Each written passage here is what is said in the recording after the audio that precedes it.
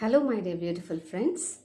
So cosmic oneness గ్రూప్లో ఒకరు ఒక ప్రశ్న అడిగారు. అయితే ఇలాంటి ప్రశ్న చాలామందికి ఉంటుందేమో అన్న ఒక ఉద్దేశంతో వారికి నేను ఇచ్చిన సమాధానాన్ని ఇక్కడే ఇలా మీతో షేర్ చేసుకుంటున్నాను.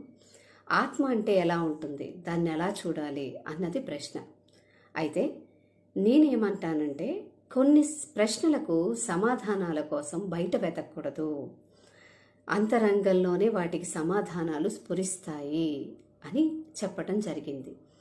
వెనువెంటనే ఎవరికైనా వచ్చే సమాధానం ఏమిటంటే, నిజమే, నేను నా అంతరంగంలో ఈ ప్రశ్నకు సమాధానాన్ని అన్వేషించాను. అయితే అన్వేషించినప్పుడు నాకు వచ్చిన సమాధానం నాకు తృప్తినివ్వలేదు.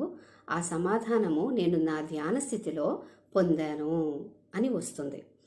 నేనేమంటాను అంటే అండి, సమాధానాలు ఇలాంటి ఆత్మపరమైన విషయాలకు సమాధానాల కోసం రెండు దారులు ఉంటాయి. ఒకటి అన్వేషణ, మరొకటి విచారణ.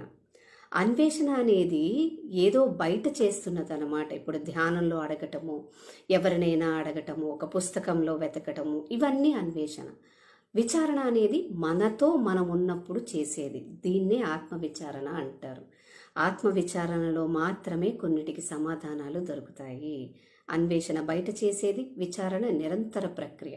అది నీలో భాగమవుతుంది.